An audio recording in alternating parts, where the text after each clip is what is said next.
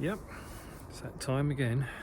I bought another car and it should be delivered, should be coming in the next few minutes. It's come all the way from Wigan, so it's been on a 4-hour journey on the back of a tow truck.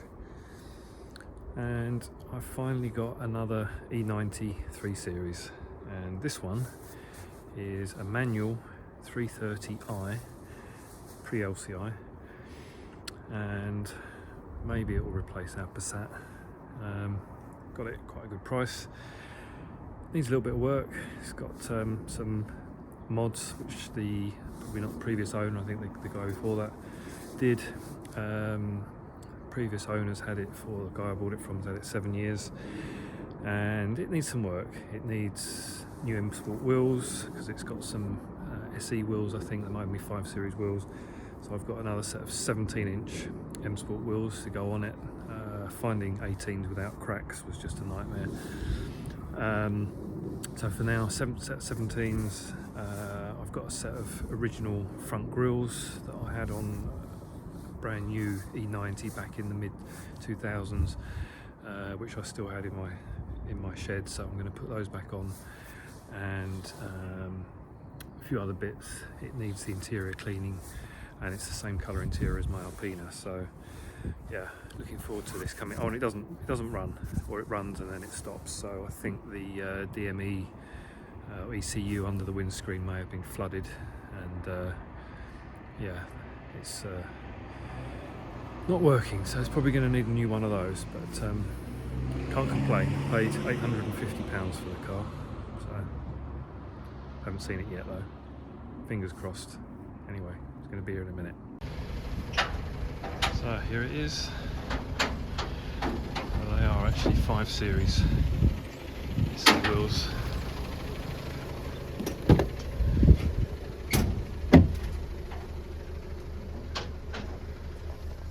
Be no steering wheel in the boot for that. I'm going to have to work my magic on these seats as well.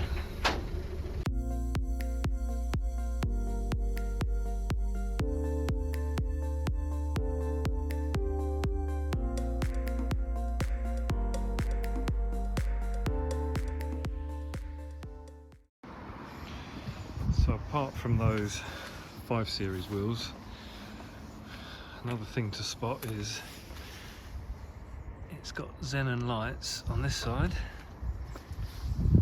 standard on this side. So I have actually got a xenon light for this side.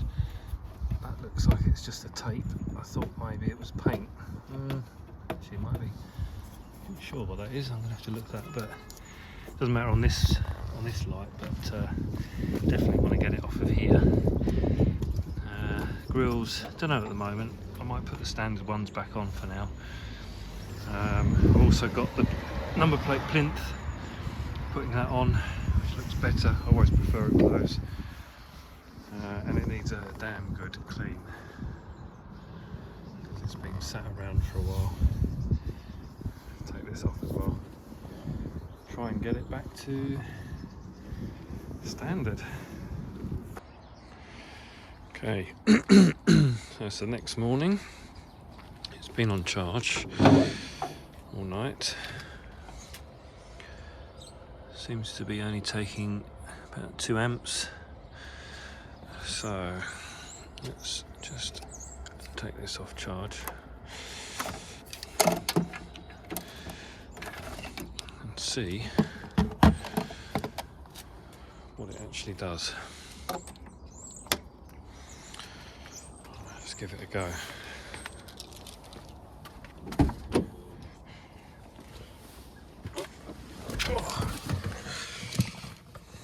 Yeah, I've got another steering wheel for it. So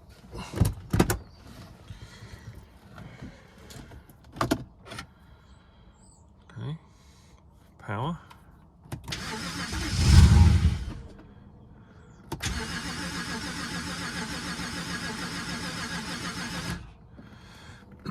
So it sort of fires up and then stops.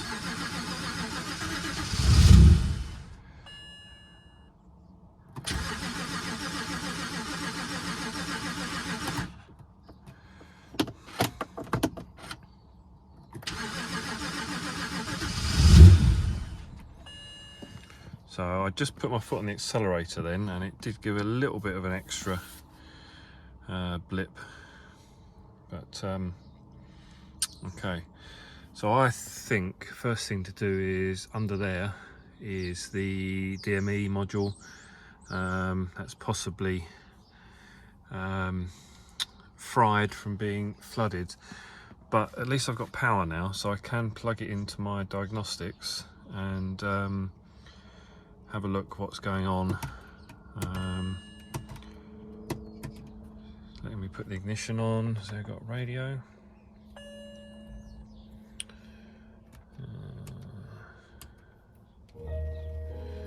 I've got radio.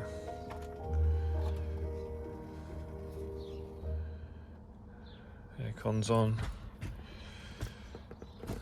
So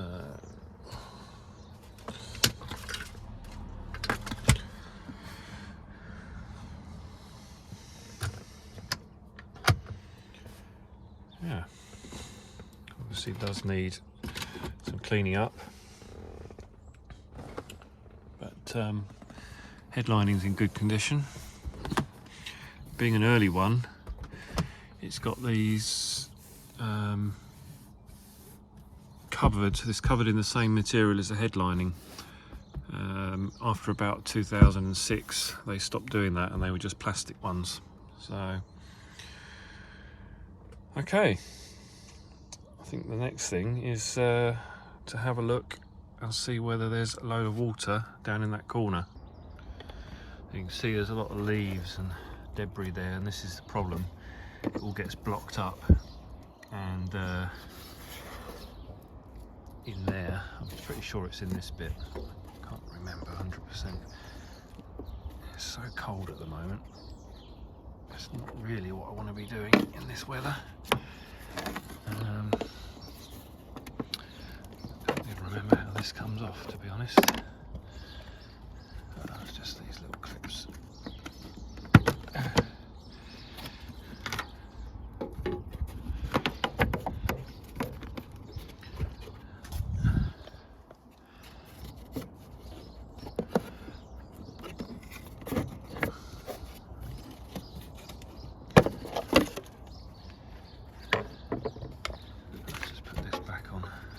Lose anything. It doesn't need to come off really. So it's in here, and have to. Okay, I'm gonna have to do it with two hands.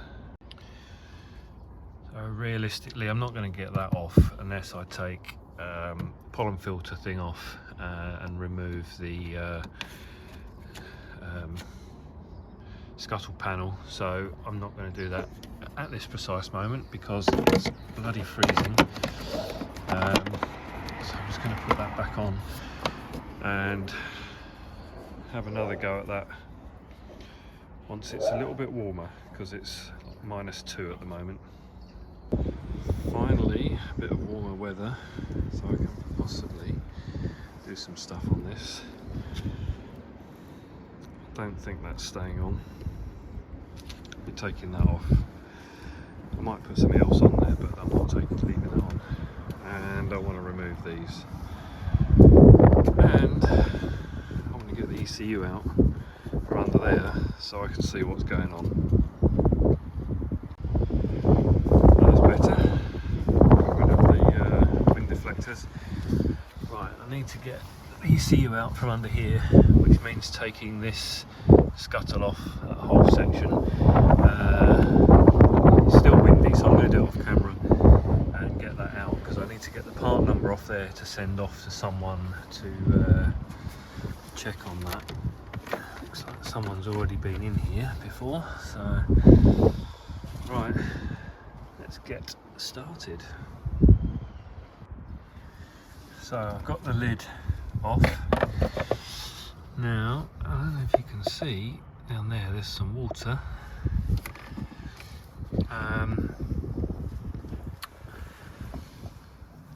Hard to tell if there's water further down, but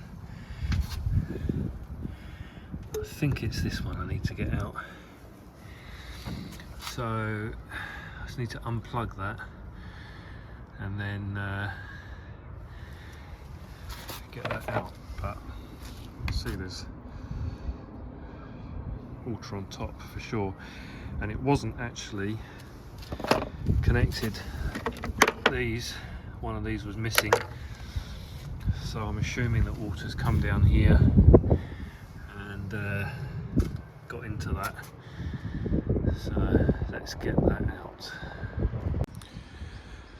Okay, so I got the ECU out and I had a contact.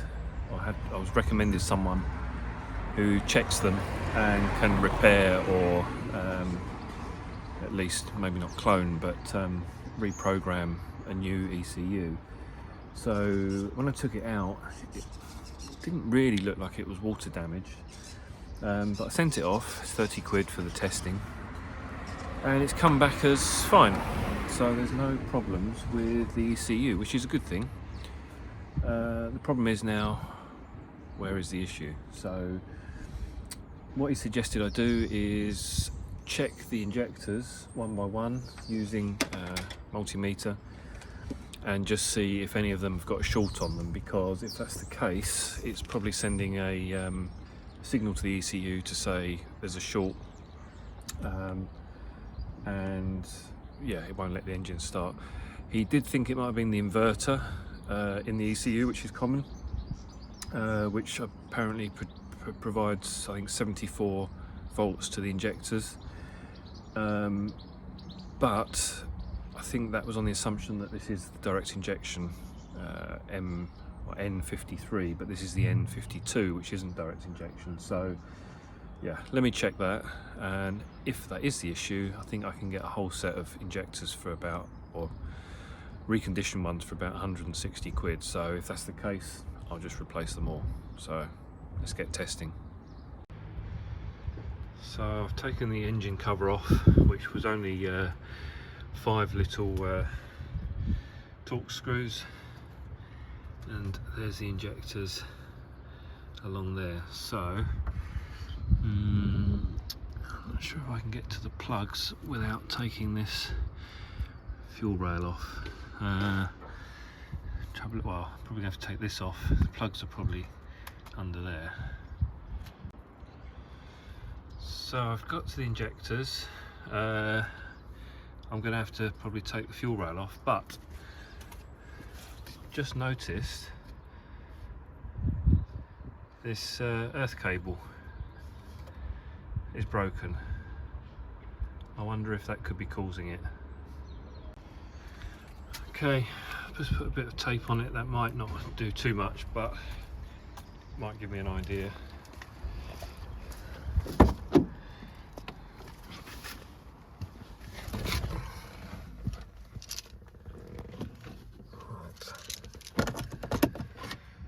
Let's see.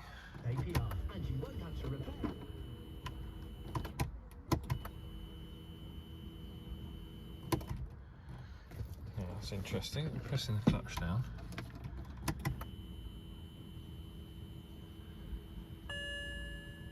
Why? Okay. What have I unplugged?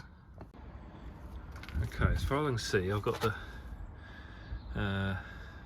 scuttle off, the bonnet switch, which is for the alarm,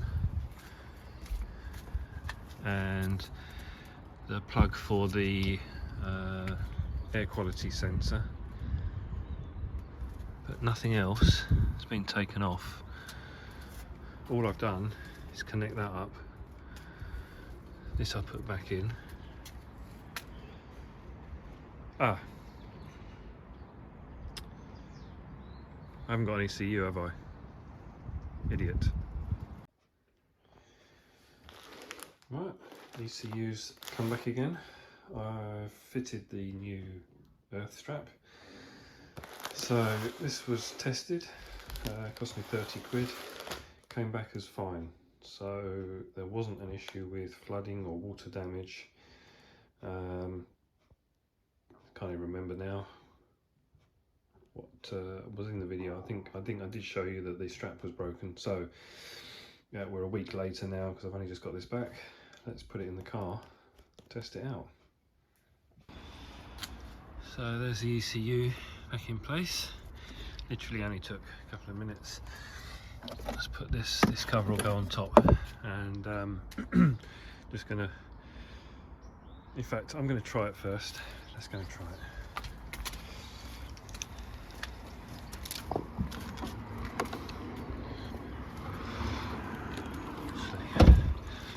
Maybe I won't leave this laying across the front.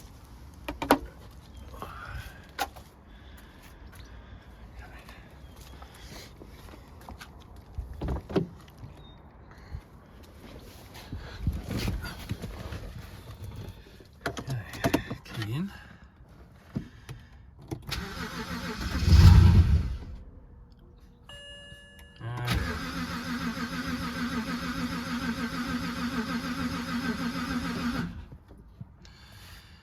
Well, that's not what I was hoping for. Probably easier just to explain this in a video. So yesterday I connected the case of the DME to earth. Today, just using jump leads, go from top of the engine to the to the body.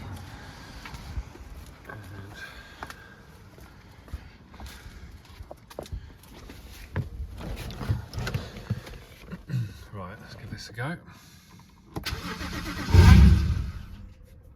Now if I try it again, it won't fire unless I take the key out.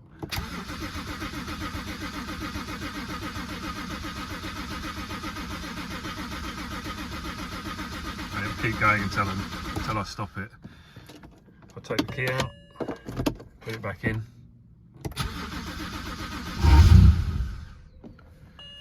So that's what it does. So I'm just going to read the codes and then I'll send those to you as well. So still chasing our tail with the issue. ECU was tested, obviously came back as okay. Then we found this cable broken, so it's been replaced, although I think it's the wrong cable, but it works, so that's fine. The next thing was to test, what did we test? Oh, I tested with Easy Start, still couldn't get it to run, which would possibly suggest that there's no spark, but it does smell of fuel, so there is definitely fuel getting through. So the last test I was asked to do was to check if there's power to the coil packs, which I've just done, and I can show you doing that. So the ignition is on, and I'll show you what I did there. So simple test was, let's see, put bulb. I just made this bulb up with a piece of wire, and now we've got live to the coil packs. Probably live to all of them. So the last test I've got to do is unplug each one individually and crank, see whether maybe there's a short on one of the coil packs that's causing a problem. Otherwise could still be the ECU, but the error that I'm getting is to do with an earthing issue, and apparently the testing that was done wouldn't have picked up the earthing issue on there, so we'll see, but we've got to be getting close now.